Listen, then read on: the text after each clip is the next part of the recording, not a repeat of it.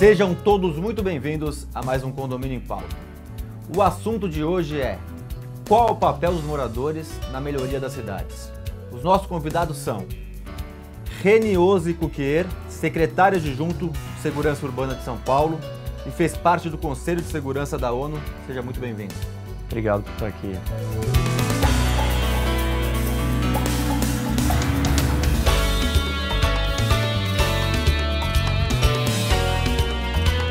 Roberto Pianecas, administrador de condomínios e criador do movimento Higienópolis Segura e meu amigo de infância também.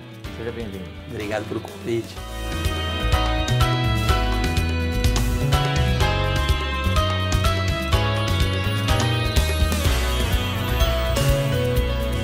Reni, primeira pergunta. Os moradores conseguem influenciar positivamente na cidade, melhorar as cidades? Muito. Muito, e isso eu acho que é uma mudança de mentalidade que tem que acontecer no Brasil, né? A gente tem um costume, uma cultura de delegar responsabilidade, enfim, da melhoria da nossa cidade sempre para as autoridades, para o governo. Isso não quer dizer que as autoridades não tenham responsabilidades, claro, esse é o papel delas, mas os nossos problemas são muito complexos, né? E grandes sociedades, ou sociedades que se desenvolveram, todas tiveram uma participação, um engajamento ativo dos cidadãos, né? A ideia de cidadania é isso, você é parte daquele lugar que você vive, você é parte do problema, você tem que participar. Então, não existe uma solução de Brasil, ou a gente pensar um Brasil que vai dar certo, se nós não tivermos as pessoas engajadas. Ainda mais nas cidades, ainda mais no lugar que você mora, porque ninguém melhor do que aquela pessoa que está ali todos os dias para saber o que está acontecendo, para entender realmente a dinâmica do bairro, da rua, do problema, para poder cobrar e para poder fazer alguma coisa. Muitas das soluções, elas não dependem das autoridades. E esperar o governo fazer isso é muito complicado. Não estou dizendo isso que para me eximir, né, estando dentro do governo, que eu não tenho responsabilidade, muito ao contrário. Mas nós entendemos que quando nós temos a participação dos moradores, as coisas ficam mais fáceis. Elas andam com maior velocidade, as soluções são melhores e, assim, você não tem olhos, né? Uma cidade, por exemplo, como São Paulo, que é a nossa cidade, ela é muito grande, ela é muito complicada, uma das maiores cidades do mundo, sempre ali oscilando, às vezes é a número 1, às vezes é a número 2, mas é isso. Isso daqui é maior que países inteiros. Então você precisa da participação das pessoas. Eu costumo dizer que a gente, às vezes, se engaja esporadicamente, né, com as coisas no Brasil, mas esse não é a fórmula para mudar o país. A gente precisa de constância, precisa de dedicação. Então é muito necessário que os moradores estejam unidos, conversando com o poder público, conversando com autoridades, pensando nas suas próprias soluções, mudando comportamentos. Às vezes os problemas é só uma questão de você coordenar com os moradores ali para começar a se fazer uma coisa diferente. Os problemas não são deles, são nossos, né? Isso. Não são de meia dúzia ou 50 pessoas, são de uma população inteira que faz parte dessa cidade. É isso, nós precisamos virar essa chave, precisamos mudar e olhar e falar assim, a rua é minha. E eu costumo dar o exemplo daquela pessoa que abre a janela do carro e joga o papel na rua. E aí a pergunta óbvia é, por que ela não joga dentro do carro dela? Porque o carro é dela. Sim. Ela não joga dentro da sala da casa dela. Mas a rua é de todo mundo. E se é de todo mundo no Brasil, não é de ninguém. E isso não funciona assim na Noruega. Na Noruega a rua é de todo mundo, ela é minha. Nós temos que sentir propriedade pelo aquilo que é público. A rua é minha, a rua é sua. Não é só a casa que é minha, né? Não. Ou o carro que é meu. É o bairro, a cidade, o país. E aí já pego o gancho para o Roberto. A questão de como que foi esse o pensamento quando você criou esse movimento que do nada, em poucas semanas, já viralizou aí com o Higienópolis Segura? Bom, na verdade, eu encontrei um cenário carente, um cenário onde as pessoas acabam, exatamente como o Reni comentou, onde as pessoas não se unem para levar em prol uma segurança, um controle melhor da situação. E aí, num simples post de Facebook, eu percebi que existia muitas pessoas reclamando da segurança do bairro, reclamando principalmente da segurança do bairro, e poucas pessoas eram engajadas em melhorar isso. Só cobrava a prefeitura, cobrava a polícia, cobrava o governo, e não olhavam para si como poderiam melhorar o bairro. E cobravam talvez de modo geral, né? De um modo geral. Hoje com o Facebook o pessoal fala, eu cobro muito do governo, mas na verdade fazer uma publicação no Facebook não é uma cobrança para o governo. Né? E isso viralizou de uma forma que qualquer um que está ouvindo esse programa, que está vendo esse programa, consegue com toda certeza criar da mesma forma que nós criamos. É um movimento onde hoje a gente já tem 300 mil visualizações em todo o bairro, a gente chama de Grande Higienópolis. E o mais divertido é que eu não moro em Higienópolis, acho que parte desse princípio. Eu tenho alguns amigos que moram em Higienópolis. Da onde veio a motivação de Higienópolis? A motivação de Higienópolis é que minha avó mora lá há muitos e muitos anos, nunca tinha reclamado da segurança e começou a ser assaltada, a ter 2 ou 3 tipos de assalto diferentes, em ruas diferentes. E aí eu comecei a procurar na internet se estavam tendo muitas outras reclamações e vi que era generalizado. Quando uniu essa situação com a carência da minha avó, sozinha, com 90 anos, no bairro de Higienópolis, passando por esses problemas, eu criei isso. Eu senti que falta o engajamento da população. Eu procurei a Secretaria Urbana de Segurança de São Paulo. Essa é uma coisa importante, porque não adianta só fazer um movimento e não procurar os órgãos privados. Procurar os responsáveis. Então, eu entrei em contato com o Rene. Na mesma hora, ele sempre manteve a porta aberta. Sempre, nunca existiu nenhum tipo de dificuldade. Consegui os contatos com todas as associações de moradores do bairro. Não é uma, não são 2, são até 3 ou 4. Falei com todos Em Higienópolis tem mais de uma. Mais de uma. Falei com todos eles. CONSEGs, que é o Conselho de Segurança de cada bairro, também é muito importante que a população saiba que existem essas comissões. E quando eu mantive contato com eles, eu percebi que existia sim uma necessidade da população chegar perto deles. Porque eles são carentes também, as associações são pequenas, não sabem se comunicar com o público. Então eu senti essa carência e eu servi como um elo de ligação entre a população e as associações. O resultado de tudo isso vai ser uma grande reunião de moradores, aberta à população. A gente espera mais de 2.000 pessoas, vai ser amplamente divulgado. Vocês já fizeram uma primeira reunião, né? Já fizemos uma prévia, uma prévia de reunião onde para organizar essa grande reunião de moradores. E o único intuito é unir a força pública com a força privada. Se a gente conseguir ter uma atenção especial, principalmente nos bairros, que a gente chama isso de micro, a gente consegue melhorar o macro. Então, esse é o cenário do movimento Seguro de Higienópolis. Reni, tem casos já de sucessos com esse foco que o Roberto está inaugurando lá em Higienópolis? Muitos. Nós estamos com alguns programas, um deles é o City Câmeras, e o City Câmeras é um projeto que, quando nós chegamos na cidade, nós descobrimos que São Paulo tinha 75 câmeras de segurança. Só para te dar uma perspectiva do que é isso. Tem condomínio com muito mais do que isso. Nova York tem 17 mil câmeras. Londres são 500 mil câmeras, Pequim 450 mil câmeras. Então, como é que uma cidade do tamanho de São Paulo tem 75 câmeras? O pior não era isso. Além disso, essas câmeras custavam 320 mil reais por mês, que era um absurdo. Ao longo de 5 anos, aí, você gastou mais de 20 milhões com essas câmeras.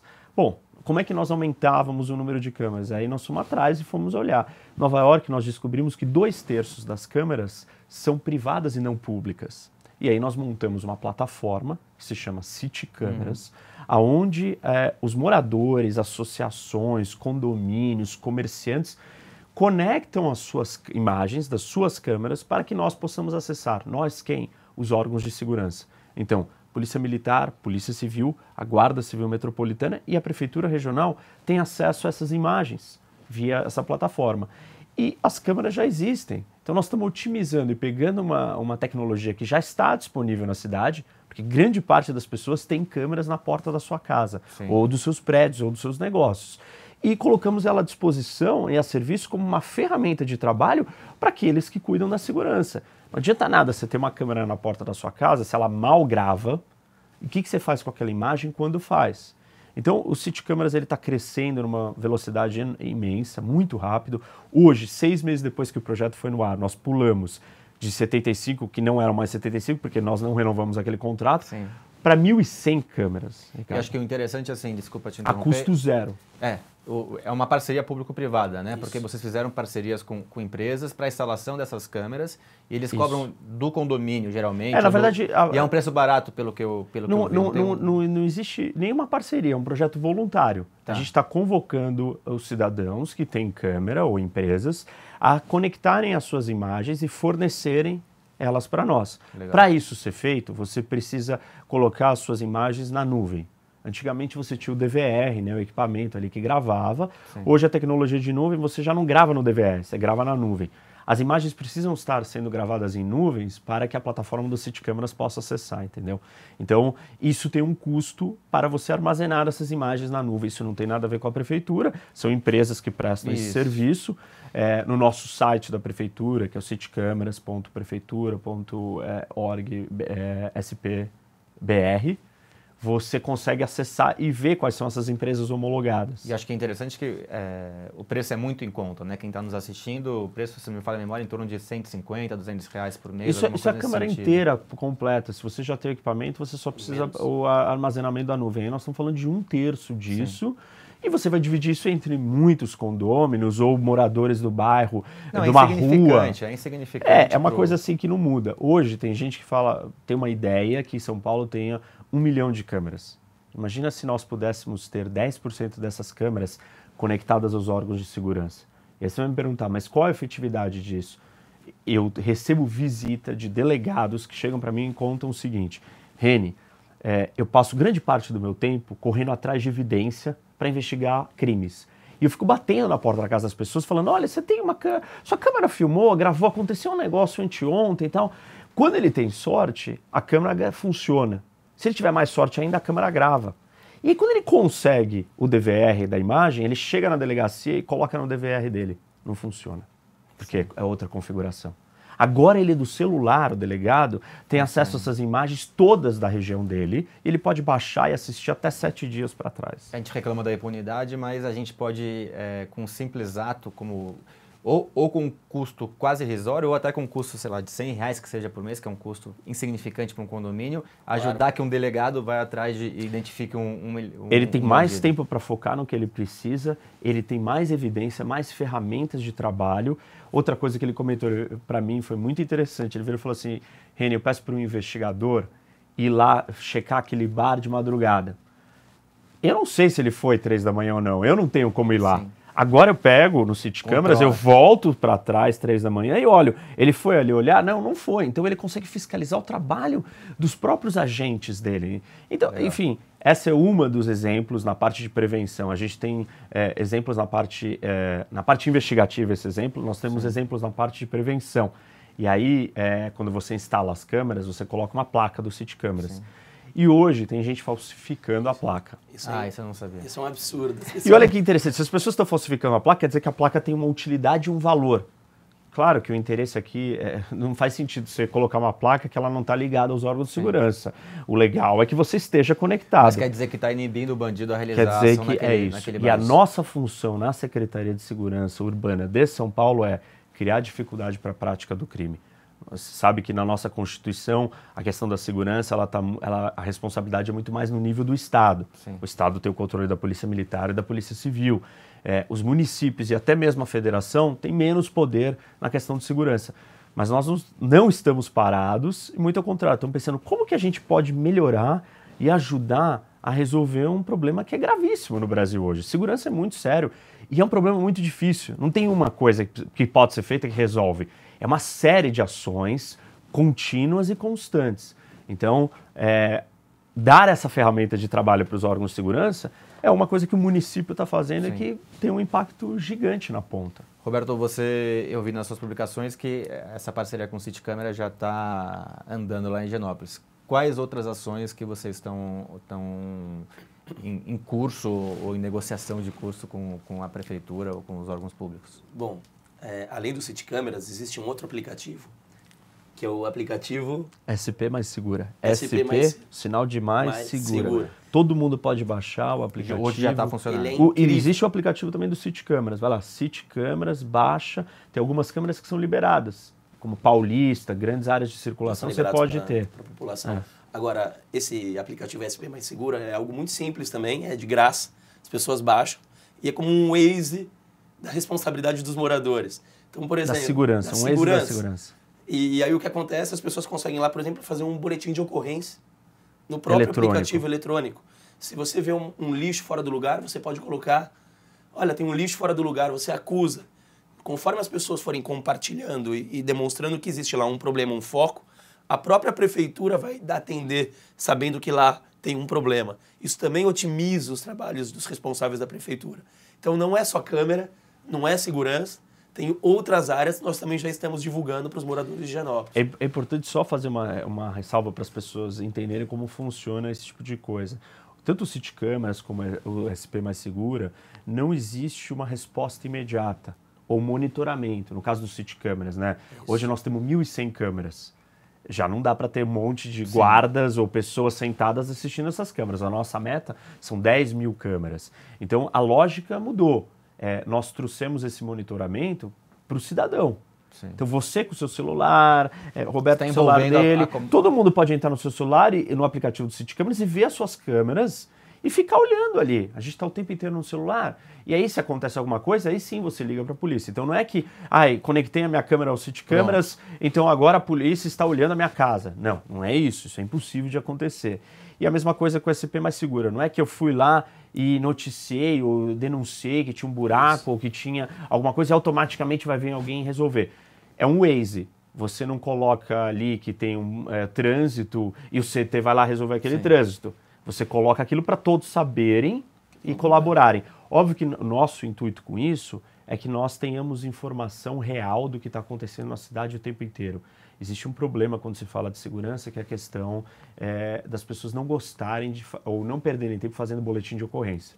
Sem o boletim de ocorrência não existe estatística. E já melhorou muito com a questão do boletim de ocorrência eletrônico, né? Isso, mas nós queremos ir além, nós queremos saber o que está acontecendo a todos os momentos, sem a pessoa se preocupar. E ela pode fazer o boletim ali eletrônico de dentro do aplicativo direto, mas informação é tudo.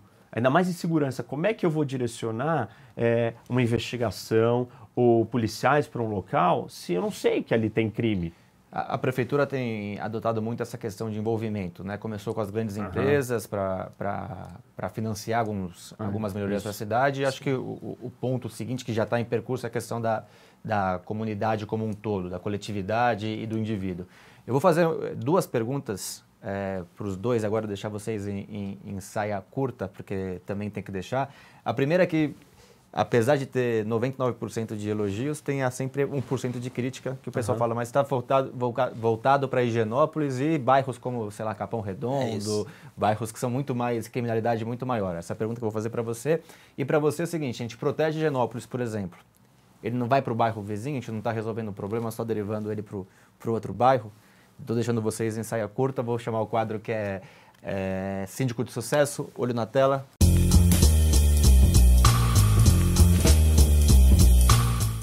Olá, meu nome é Jorge Amorim, tenho 37 anos, sou síndico profissional do Espaço IP Amarelo, na Zona Sul de São Paulo. Eu decidi me profissionalizar porque por um determinado momento eu atuei como síndico orgânico e entendi a necessidade de se especializar nessa profissão. Então, desde 2015, eu atuo como síndico profissional neste condomínio. A grande dificuldade, ou grande diferença entre um síndico orgânico e o profissional é que na especialização você passa a compreender melhor a legislação, os itens que são obrigatórios. Então, você não comete alguns erros que, mesmo involuntários, você cometeria quando você não tem o conhecimento necessário para atuar à frente de um condomínio. A importância da qualificação, ao meu ver, é que você administra de uma forma confortável e segura, dando também transparência e segurança aos condôminos. Atualmente eu administro um condomínio e minha meta é chegar ao final desse ano administrando 6, que eu acredito que dê mais qualidade ao serviço. Para mim, síndico profissional é dedicação.